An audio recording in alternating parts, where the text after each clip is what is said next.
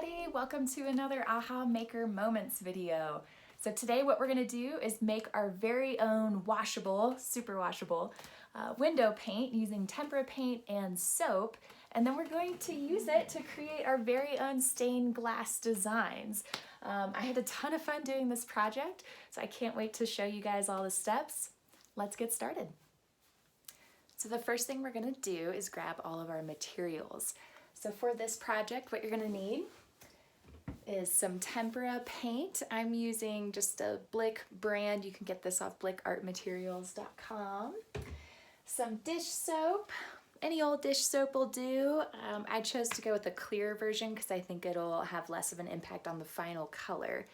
To make our window paint, that's it. It's just tempera paint and dish soap, which is a really cool solution and hopefully makes you parents out there feel a little bit better about letting your kiddos play with it.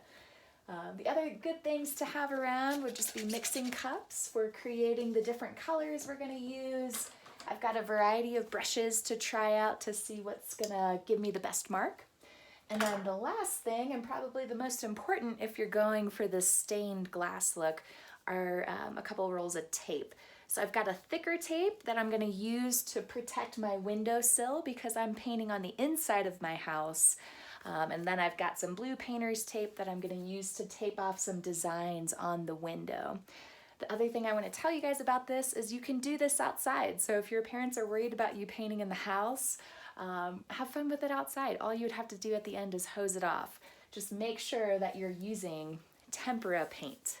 Tempera paint is washable. The other stuff I can't guarantee. Definitely no acrylic, no oil. Tempera paint is your friend. All right, so our first step is going to be taping off our design. Let's get started.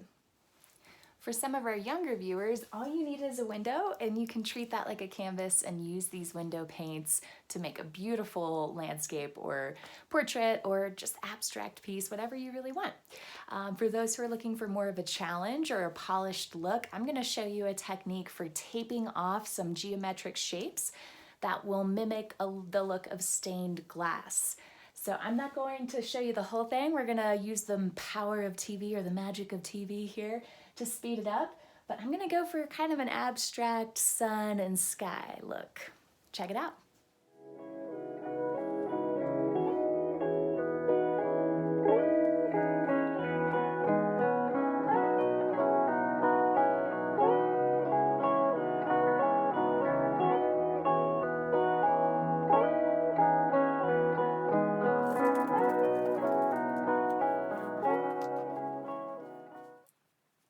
Okay, so you guys just watched me tape off those designs, and just to talk through that whole process a little bit more, one thing to keep in mind is when you're doing this and taping everything off, you've got to keep in mind what your design is. So I'm going for more of like an abstract sun with a background.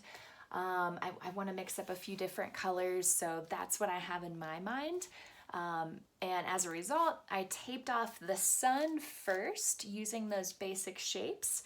And then after I had my main subject down, I started just taping off some different lines to mimic the look of stained glass. If you have a hard time remembering what your main shape is, if that's the way you're designing yours, I would recommend using a Sharpie or just a marker and drawing on that tape so that you have a good idea of what it is that you're trying to accomplish after this. So the next thing that we need to do is mix up our washable, keyword washable, window paint. So it's pretty simple. The thing that we need is some tempera paint. And the ratio that you're going for is about 2/3 paint to 1/3 dish soap. And now I know I'm going to be using a lot of blue because I'm making a sky as the background of my piece. So I'm going to mix up a pretty good batch, but I'd like to have around 2 or 3 different blues. If you saw me taping those out, I have a lot of shapes to fill, and I think your pieces can be a lot more interesting if you have some variation in color in there as well. And I'll show you what I mean later when I get to painting. But I just added a little bit of white to my blue. This is going to be definitely the darker blue that I'm going to be using for my window paint. See if you guys can see me mixing that up. Mix, mix, mix. So I've got a nice lighter blue.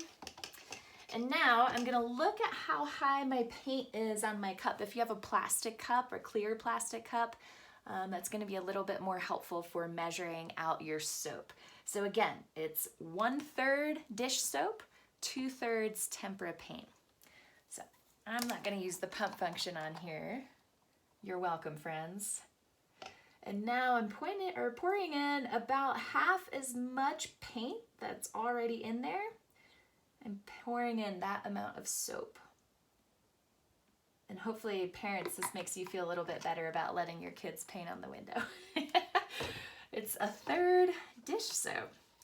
So after I've mixed in or put in my dish soap, you can see it incorporating there. I'm gonna mix it until it's all completely consistent. If you see some bubbles coming up in your paint, no worries, it's good. There's soap in there. Okay, so I've mixed up 3 different colors of blue, and I actually added a color to one of my blue mixtures to get a bit more of a purple hue, going for kind of a sunset sky. And does anybody out there know what color I mixed to my blue to make it a purple? Oh, you guys are so smart. Yes, red.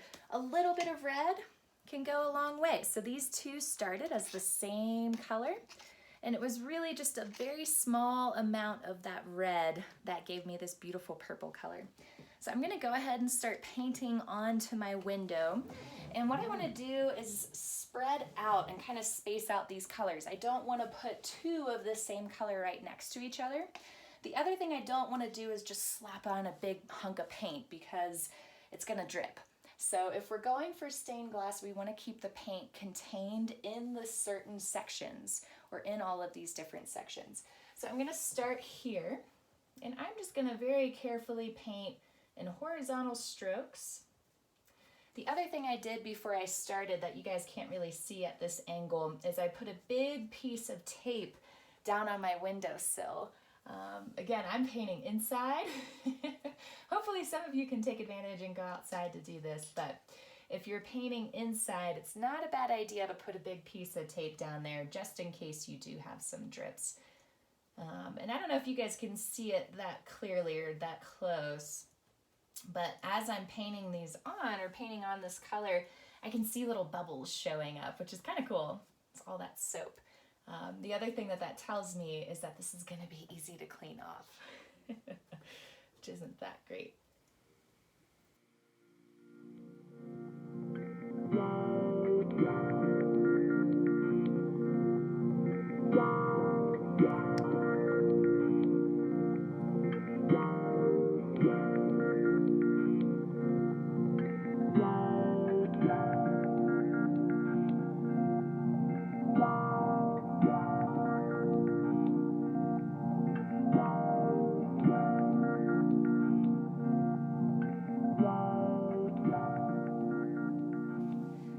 Okay, so one thing I just want to show you guys on this last panel that I'm painting, you may have noticed in the background I was doing all of my brush strokes in the same way. The reason why is because it's my background. So if I have all of my brush strokes going in the same direction, the viewer has a better idea that that is meant to be the background. On the sun, I decided to change up my brush strokes and went with this whole circular or radial composition that I came up with.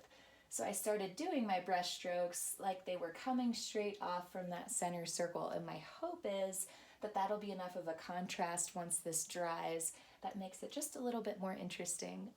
No matter what you decide to do, I would say keep your brush strokes consistent.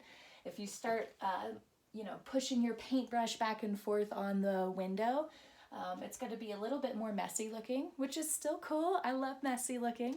But if you're going for a flat design or something that is a little bit more involved with the tape, keeping your brush strokes consistent is key.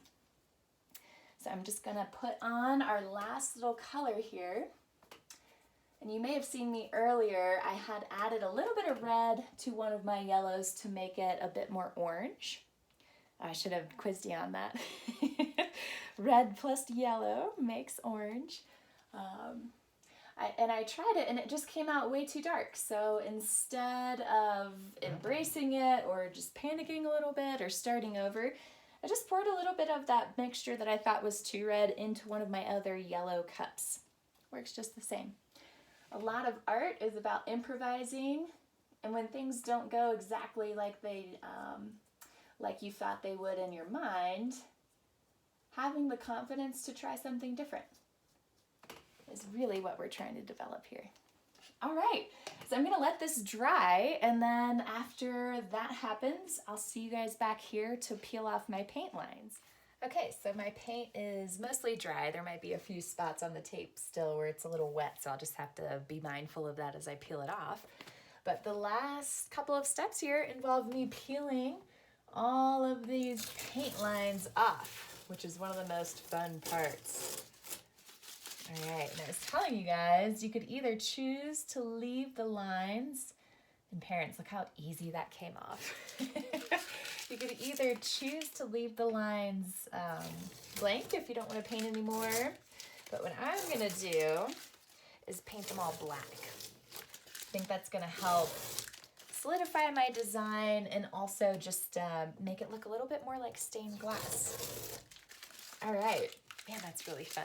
I'm gonna peel off the rest of this tape and then I'm gonna switch over to my black paint.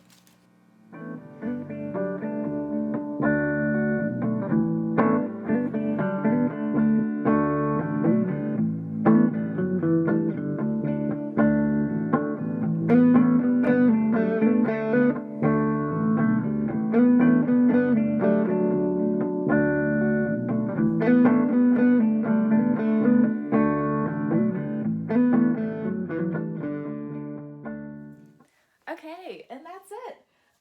I hope you guys had as much fun as I did doing this stained glass window paint project. As you can see, I've got someone holding a light on the outside so we can see what that looks like, but I can't wait to wake up tomorrow and see what that looks like with the light pouring in. So again, if you had fun, please consider subscribing to our YouTube page. We're posting new maker moments all the time, lots of cool projects to do. Stay safe, stay creative, and I'll see you next time. Bye, guys.